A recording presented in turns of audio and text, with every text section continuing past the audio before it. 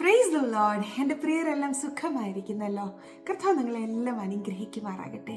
നമുക്ക് ഒരുമിച്ച് ഒരു പാട്ട് പാടാം. ഇന്ന് രാവിലെ തൊട്ട് എൻ്റെ മനസ്സിൽ ഈ പാട്ട് ഇങ്ങനെ വരികയും ഞാൻ പാടിക്കൊണ്ട് നടക്കുകയും ചെയ്യാം. നമുക്ക് ഒരുമിച്ചൊന്ന് പാടിയാലോ? അവനാർക്കും കടക്കാരനല്ല, അവനാർക്കും ബാധ്യതയല്ല, അവനൊപ്പം പറയാൻ ആരുമേയില്ല, അവനെ പോലാരാധ്യനില്ല. അവനാർക്കും കടക്കാരനല്ല, അവനാർക്കും ബാധ്യതയല്ല, അവനൊപ്പം പറയാൻ ആരുമേയില്ല, അവനെ പോലാരാധ്യനില്ല. പ്രിയപ്പെട്ടവരെ, ഇന്ന് ഈ പാട്ട് എൻ്റെ മനസ്സിൽ വന്നപ്പം ഞാൻ എൻ്റെ ജീവിത അനുഭവങ്ങളൊക്കെ ഇങ്ങനെ ഓർത്തു. എൻ്റെ മമ്മിയും പപ്പയും സുവിശേഷ വേലക്കാരായിരുന്നു. അവർ കർത്താവിൻ്റെ വേല ചെയ്തവരാ. പപ്പ നിത്യതയിൽ പ്രവേശിച്ചു, മമ്മി സ്റ്റിൽ കർത്താവിൻ്റെ വേലയിലായിരിക്കുന്നു എറണാകുളത്ത്. അവരുടെ വിവാഹം കഴിഞ്ഞതിന് ശേഷം പപ്പയും മമ്മിയും കുടുംബത്തെയൊക്കെ വിട്ട് നോർത്ത് ഇന്ത്യയിലേക്ക് കർത്താവിൻ്റെ വേല ചെയ്യുവാനായിപ്പോയി. ഡൽഹിയിൽ ദൈവത്തിൻ്റെ സ്നേഹം അറിഞ്ഞിട്ടില്ലാത്ത ഒരു കൂട്ടം ജനത്തോട് കർത്താവിൻ്റെ സ്നേഹത്തെക്കുറിച്ച് പറയുവാൻ, സുവിശേഷം അറിയിക്കുവാൻ അവർ കടന്നുപോയി. അങ്ങനെ പപ്പയും മമ്മിയും അവിടെ ആയിരിക്കുമ്പോഴാണ് മമ്മി എന്നെ പ്രഗ്നൻ്റ് ആവുന്നത്.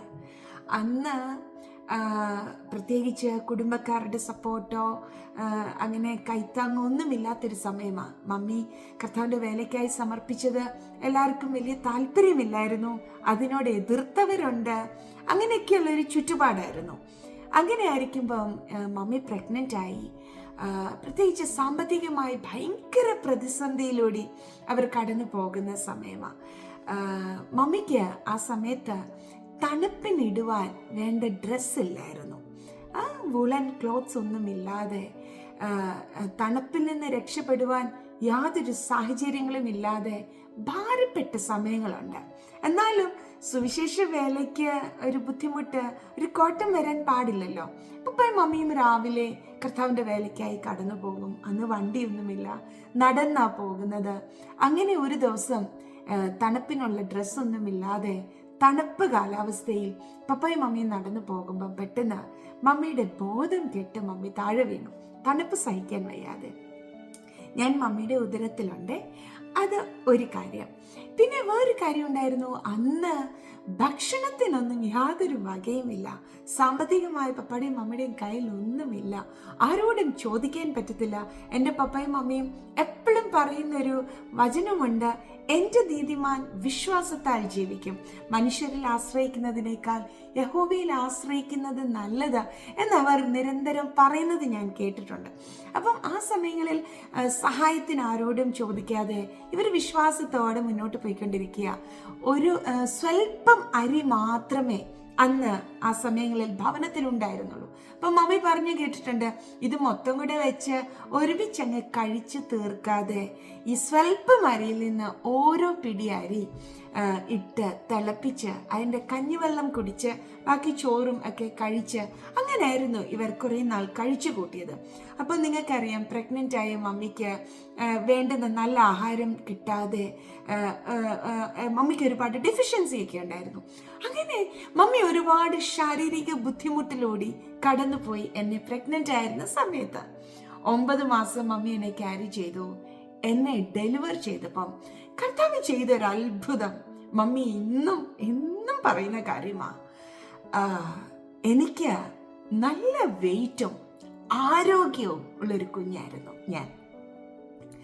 മമ്മി പറയും, ഞാൻ കഴിച്ചതിൻ്റെയോ ഞാൻ കുടിച്ചതിൻ്റെയോ ഞാൻ എന്നെ തന്നെ ടേക്ക് കെയർ ചെയ്തതിൻ്റെയോ ഒന്നും ഫലമല്ല, കർത്താവ് എൻ്റെ ഉദരത്തിലായിരുന്ന കുഞ്ഞിനെ വളർത്തിയതാ, ആവശ്യമായതെല്ലാം കൊടുത്ത് വളർത്തിയതാണെന്ന്. ആ സാക്ഷ്യം എന്നെ ഏറെ ബലപ്പെടുത്തിയിട്ടുണ്ട്. ഞാൻ തിരിച്ചു വരട്ടെ. എൻ്റെ പപ്പയും മമ്മിയും കർത്താവിൻ്റെ വേല ചെയ്തു. അന്ന് അങ്ങനെയൊക്കെ ബുദ്ധിമുട്ടിലൂടെ കടന്നു പോയെങ്കിലും എനിക്ക് എൻ്റെ സ്വന്തം കണ്ണാൽ കാണുവാൻ സാധിച്ചൊരു കാര്യമുണ്ട്.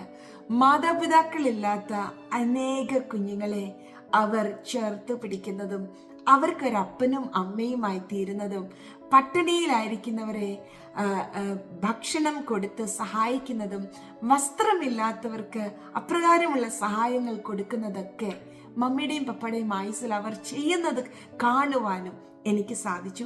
അപ്പൊ ഞാൻ ഇന്ന് രാവിലെ ചിന്തിക്കുകയായിരുന്നു, കർത്താവിൻ്റെ വേലയ്ക്ക് ഇറങ്ങുമ്പോൾ ബുദ്ധിമുട്ടുകളും പ്രയാസങ്ങളും ഒക്കെ ഉണ്ടായേക്കാം, പട്ടിണിയും പരിഭവവും ഒക്കെ ഉണ്ടായേക്കാം. പക്ഷേ അങ്ങനെ അങ്ങ് അവസാനിക്കത്തില്ല.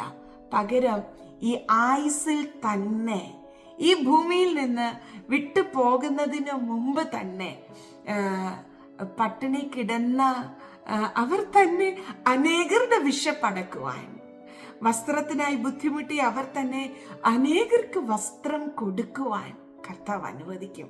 കാരണം ദൈവം ആർക്കും കടക്കാരനല്ല. പ്രത്യേകിച്ച് കർത്താവിൻ്റെ വേല ചെയ്യുന്ന ആരെങ്കിലും എന്നെ കേൾക്കുന്നുണ്ടെങ്കിൽ, അഭിഷക്തന്മാരുടെ സുവിശേഷ വേലക്കാരുടെ മക്കൾ എന്നെ കേൾക്കുന്നുണ്ടെങ്കിൽ, ഞാൻ നിങ്ങളോടൊരു കാര്യം പറയട്ടെ. നമ്മളുടെ അപ്പ, സ്വർഗീയ പിതാവ് നീതിയോടെ പ്രവർത്തിക്കുന്ന ദൈവമാണ്. അവിടുന്ന് ആർക്കും കടക്കാരനല്ല, ആരോടും കടക്കാരനല്ല. അളന്ന് നിറഞ്ഞ കവിയുന്ന അളവിൽ കർത്താവ് പ്രതിഫലം കൊടുക്കും, മാനിക്കും. ഇന്ന് ആരെങ്കിലും ബുദ്ധിമുട്ടിലൂടെയോ പ്രയാസങ്ങളിലൂടെയോ ഒക്കെ കടന്നു പോകുന്നെങ്കിൽ എൻ്റെ അനുഭവത്തിൽ നിന്ന് ഞാൻ പറയട്ടെ, മാതാപിതാക്കളാകുന്ന നിങ്ങൾ നല്ലത് വിതയ്ക്കുക. കർത്താവിൻ്റെ വേലയ്ക്കായി നിങ്ങളുടെ സമയത്തെയും ആരോഗ്യത്തെയും കൊടുക്കുക. ദൈവം അത് നീതിയായി കണക്കിടും. തലമുറകളെ നിശ്ചയമായും മാനിക്കും. മാനുഷിക കണ്ണുകൾക്ക് വിശ്വസിക്കുവാൻ കഴിയാത്ത വിധത്തിൽ നിങ്ങളുടെ തലമുറകൾക്കായി കർത്താവ് കരുതും. ഇത് ഞങ്ങളുടെ ജീവിതാനുഭവമാണ്. എൻ്റെ പാരൻസിൻ്റെ ജീവിതാനുഭവം ഞാൻ എൻ്റെ കണ്ണാൽ കണ്ടതാ. എൻ്റെ പ്രിയരെ എല്ലാം അതിനായി കർത്താവ് ബലപ്പെടുത്തട്ടെ. എനിക്കറിയത്തില്ല ഞാൻ എന്തുകൊണ്ടാണ് ഇന്നിത് ഷെയർ ചെയ്തതെന്ന്. രാവിലെ മുതൽ ഈ ചിന്തകൾ എൻ്റെ മനസ്സിൽ വരികയും ഈ പാട്ട് ഞാൻ നിരന്തരം പാടിക്കൊണ്ടേയും ഇരിക്കുക. അപ്പോൾ ഞാൻ ചിന്തിച്ചു, ആർക്കെങ്കിലും ഒരാൾക്ക് ഇതൊരു എൻകറേജ്മെൻ്റ് ആയാൽ ആകട്ടെ എന്ന് പ്രാർത്ഥിക്കാം. പരിശുദ്ധ പിതാവേ, അതിൻ്റെ ചില അനുഭവങ്ങൾ എൻ്റെ പ്രിയപ്പെട്ടവരുമായി ഞാൻ പങ്കുവെച്ചു. ആർക്കെങ്കിലും ഇത് ആശ്വാസം ആകട്ടെ എന്ന് ഞാൻ പ്രാർത്ഥിക്കുന്നു. കർത്താവേ, ജീവിത ബുദ്ധിമുട്ടുകളിൽ അനവധി കഷ്ടങ്ങളിലൂടെ കടന്നു പോകുന്നവർ ആരെങ്കിലും എന്നെ കേൾക്കുന്നെങ്കിൽ, അവരാരും പതറിപ്പോകാതെ വിശ്വാസ ജീവിതത്തിൽ നിൽക്കുവാൻ, അവർ സേവിക്കുന്ന ദൈവം ആരോടും കടക്കാരനല്ല എന്ന് ദൈവം വെളിപ്പെടുത്തുമെന്ന് എൻ്റെ പ്രിയപ്പെട്ടവർ മനസ്സിലാക്കുവാൻ ഈ ദിവസങ്ങളിൽ സഹായിക്കണമേ. മാത്രമല്ലപ്പാ, അങ്ങ് ഞങ്ങൾക്ക് പ്രതിഫലം തരും എന്ന് ഇച്ഛിച്ചുകൊണ്ടൊന്നുമല്ല. അങ്ങ് ഞങ്ങൾക്ക് തന്ന ആരോഗ്യവും, ഞങ്ങൾക്ക് തന്ന സമയവും, ഞങ്ങൾക്ക് തന്ന പണവും എല്ലാം, കഴിവുകളും എല്ലാം അങ്ങയുടെ രാജ്യത്തിൽ ഇൻവെസ്റ്റ് ചെയ്യുവാൻ, വിതയ്ക്കുവാൻ ഞങ്ങളെ ഓരോരുത്തരെയും അങ്ങ് ബലപ്പെടുത്തണമേ. അങ്ങയുടെ മുഖത്തേക്ക് നോക്കിയവർ ആരും ലജ്ജിച്ചു പോയിട്ടില്ലല്ലോ. ഞങ്ങൾ അങ്ങയെ സ്നേഹിക്കുന്നു. ഞാൻ എൻ്റെ പ്രിയരെ എല്ലാം ബ്ലെസ് ചെയ്യുന്നു. മഹത്വം അപ്പായിക്ക് യേശുവിൻ നാമത്തിൽ തന്നെ. ആമേൻ. ബ്ലെസ് യു പ്രിയപ്പെട്ടവരെ.